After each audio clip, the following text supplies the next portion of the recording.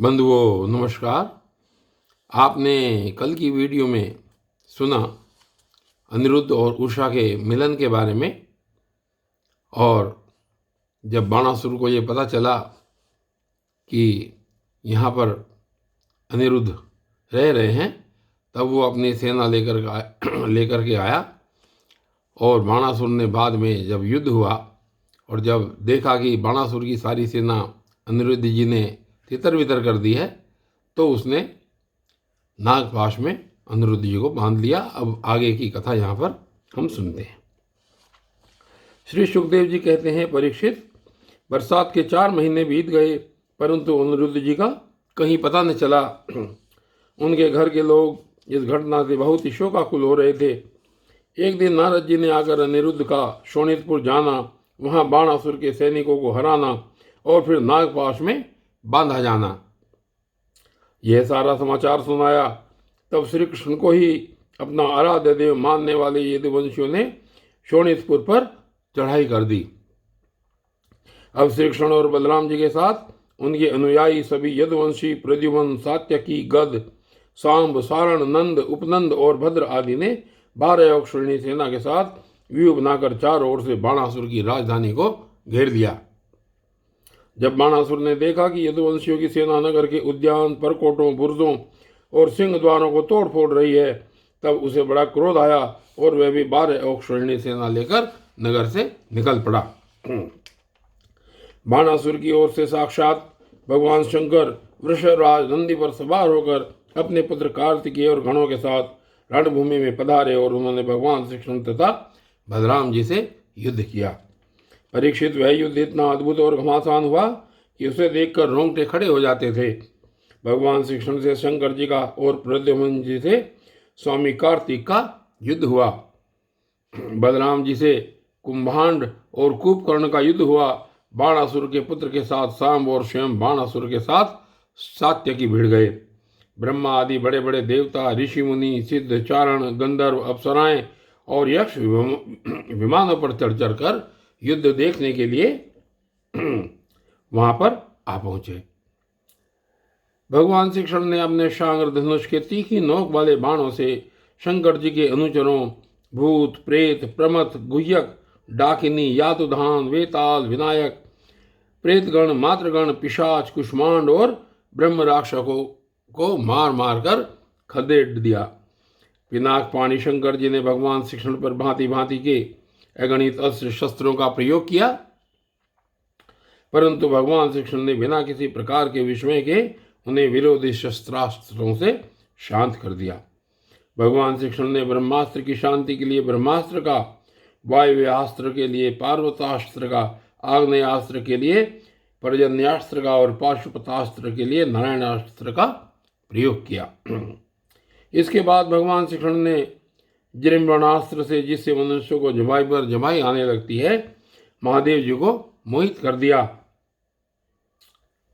वे युद्ध से विरत होकर जबाई लेने लगे। तब भगवान श्री कृष्ण शंकर जी से छुट्टी पाकर तलवार, गदा और बाणों से बाणासुर की सेना का संहार करने लगे।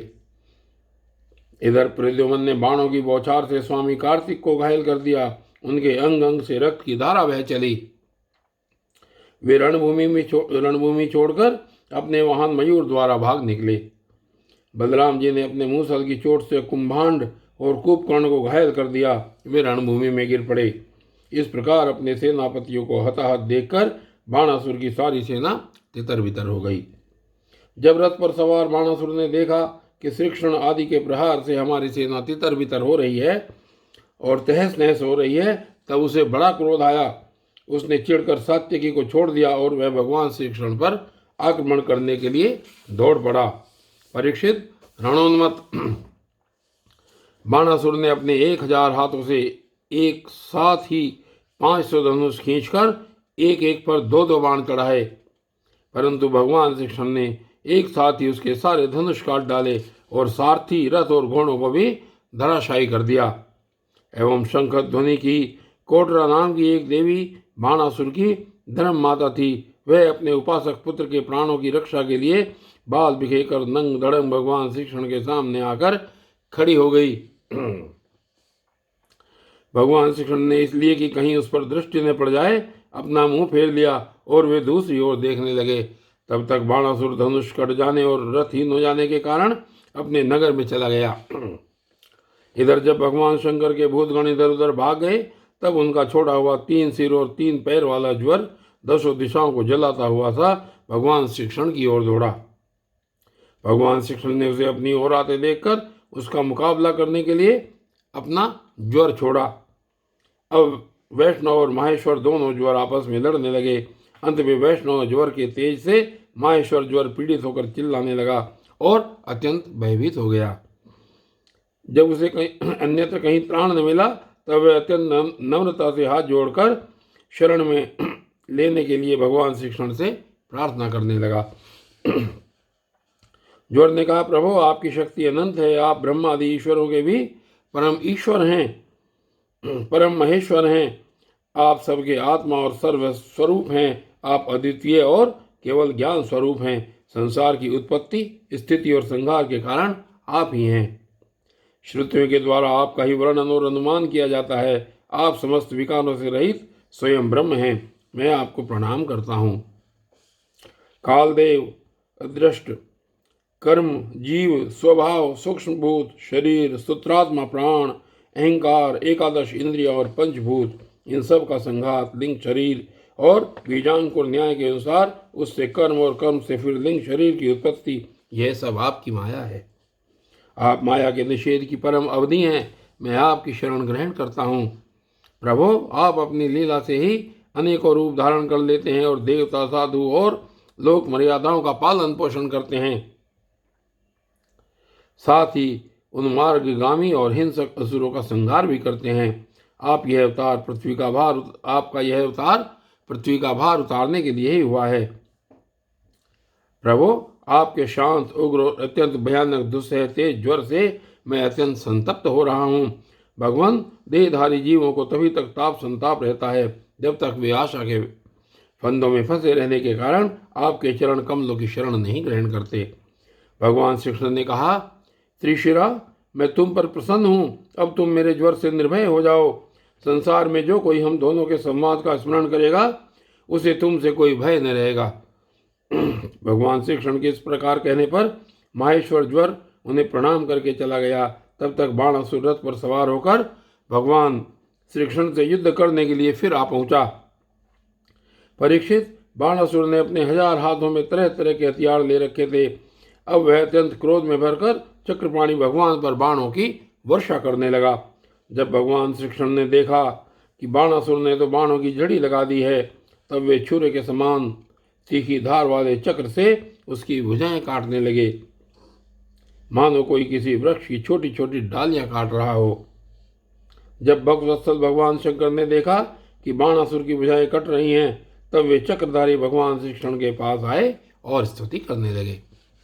भगवान शंकर ने कहा, प्रभु आप वेद मंत्रों में तात्पर्य रूप से छिपे हुए परम ज्योति स्वरूप पर ब्रह्म हैं। शुद्ध हृदय महात्मा गण आपके आकाश के समान सर्वव्यापक और निर्विकार यानी कि निर्लेप स्वरूप का साक्षात्कार करते हैं। आकाश आपकी नाभि है, अग्नि मुख है और जल वीर्य, स्वर्ग सिर, दिशाएं कान और पृथ्वी चरण है। चंद्रमा मन, सूर्य नेत्र और मैं शिव आपका अहंकार हूँ। समुद्र आपका पेट है और इंद्र आपकी भुजा। इस तरीके से भगवान शंकर ने श्री कृष्ण जी की पूजा की, स्तुति की और आगे कहते हैं भगवान शंकर कि धान्य आदि औषधियाँ रोम हैं, में केश हैं और ब्रह्मा बुद्धि, प्रजापति लिंग है और धर्म हृदय। इस प्रकार समस्त लोक और लोकांतरों के साथ जिसके शरीर की तुलना की जाती है वे परम पुरुष आप ही हैं। अखंड ज्योति स्वरूप परमात्मन आपका यह अवतार धर्म की रक्षा और संसार के अभिवृद्धि के लिए हुआ है। हम सब भी आपके प्रभाव से ही प्रभावान्वित होकर सातों भुवनों का पालन करते हैं। आप सजातीय, विजातीय और स्वगत भेद से रहित हैं। एक और अद्वितीय आदि पुरुष है। मायाकृत, जागृत, स्वप्न और सुषुप्ति, इन 3 अवस्थाओं में अनुगत और उनसे अतीत तुरीयत्व भी आप ही हैं। आप किसी दूसरी वस्तु के द्वारा प्रकाशित नहीं होते, स्वयं प्रकाश हैं। आप सबके कारण हैं, परंतु आपका न तो कोई कारण है और न तो आप में कारणपना ही है। भगवान, ऐसा होने पर भी आप तीनों गुणों की विभिन्न विषमताओं को प्रकाशित करने के लिए अपनी माया से देवता, पशु, पक्षी, मनुष्य आदि शरीरों के अनुसार भिन्न भिन्न रूपों में प्रतीत होते हैं। प्रभु, जैसे सूर्य अपनी छाया बादलों से ही ढक जाता है और उन बादलों तथा विभिन्न रूपों को प्रकाशित करता है, उसी प्रकार आप तो स्वयं प्रकाश हैं, परंतु गुणों के द्वारा मानो ढक से जाते हैं और समस्त गुणों तथा गुणाभिमानी जीवों को प्रकाशित करते हैं। वास्तव में आप अनंत हैं। और आगे कहते हैं भगवान शंकर श्री कृष्ण जी की स्तुति करते हुए कि भगवान, आपकी माया से मोहित होकर लोग स्त्री, पुत्र, देह, गेह आदि में आसक्त हो जाते हैं और फिर दुख के अपार सागर में डूबने उतराने लगते हैं। संसार के मानवों को यह मनुष्य शरीर आपने अत्यंत कृपा करके दिया है।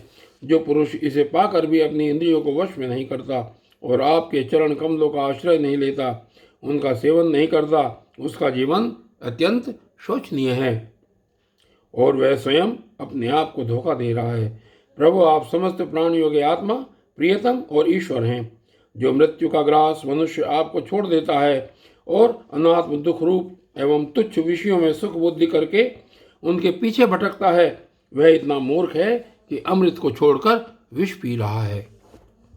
मैं, ब्रह्मा, सारे देवता और विशुद्ध हृदय वाले ऋषि मुनि सब प्रकार से और सर्वात्म भाव से आपके शरणागत हैं, क्योंकि आप ही हम लोगों के आत्मा, प्रियतम और ईश्वर हैं। आप जगत की उत्पत्ति, स्थिति और प्रलय के कारण हैं। आप सब में सम, परम शांत, सबके सुहृद, आत्मा और इष्ट देव हैं। आप एक अद्वितीय और जगत के आधार तथा अधिष्ठान हैं। हे प्रभु, हम सब संसार से मुक्त होने के लिए आपका भजन करते हैं। देव, यह बाणासुर मेरा परम प्रिय, कृपा पात्र और सेवक है। मैंने इसे वरदान दिया है। प्रभु, जिस प्रकार इसके परदादा दैत्यराज प्रहलाद पर आपका कृपा प्रसाद है, वैसा ही कृपा प्रसाद आप इन पर भी करें। भगवान श्री कृष्ण ने कहा, भगवान, आपकी बात मानकर जैसा आप चाहते हैं मैं इसे निर्भय किए देता हूँ। आपने पहले इसके संबंध में जैसा निश्चय किया था, मैंने इसकी भुजाएं काटकर उसी का अनुमोदन किया है। मैं जानता हूं कि बाणासुर दैत्यराज बलि का पुत्र है, इसलिए मैं भी इसका वध नहीं कर सकता, क्योंकि मैंने प्रहलाद को वर दे दिया है कि मैं तुम्हारे वंश में पैदा होने वाले किसी भी दैत्य का वध नहीं करूंगा। और आगे कहते हैं कि इसका घमंड चूर करने के लिए ही मैंने इसकी भुजाएं काट दी हैं। इसकी बहुत बड़ी सेना पृथ्वी के लिए भार हो रही थी, इसलिए मैंने उसका संहार कर दिया है। अब इसकी 4 भुजाएं बच रही हैं, ये अजर अमर बनी रहेंगी। यह बाणासुर आपके पार्षदों में मुख्य होगा। अब इसको किसी से किसी प्रकार का भय नहीं है। श्री कृष्ण से इस प्रकार वेदांत प्राप्त करके बाणासुर ने उनके पास आकर धरती में माथा टेका, प्रणाम किया और अनिरुद्ध जी को अपनी पुत्री उषा के साथ रथ पर बैठाकर भगवान के पास ले आया। इसके बाद भगवान श्री कृष्ण ने महादेव जी की सम्मति से वस्त्रालंकार विभूषित उषा और अनिरुद्ध जी को एक औक्षोहिणी सेना के साथ आगे करके द्वारका के लिए प्रस्थान किया। इधर द्वारका में भगवान श्री कृष्ण आदि के शुभागमन का समाचार सुनकर झंडियों और तोरणों से नगर का कोना कोना सजा दिया गया। बड़ी बड़ी सड़कों और चौराहों को चंदन मिश्रित जल से सींच दिया गया। नगर के नागरिकों, बंधु बांधवों और ब्राह्मणों ने आगे आकर खूब धूमधाम से भगवान का स्वागत किया। उस समय शंख, नगारों और ढोलों की तुमुल ध्वनि हो रही थी। इस प्रकार भगवान श्री कृष्ण ने अपनी राजधानी में प्रवेश किया। परीक्षित, जो पुरुष श्री शंकर जी के साथ भगवान श्री कृष्ण का युद्ध और उनकी विजय की कथा को प्रातःकाल उठकर स्मरण करता है, उसकी पराजय नहीं होती। और बंधुओं, आज की इस वीडियो में सिर्फ इतना ही, और आगे की वीडियो में इस श्रीमद् भगवत कथा की, महापुराण की कथा आगे चलती रहेगी। तब तक के लिए धन्यवाद।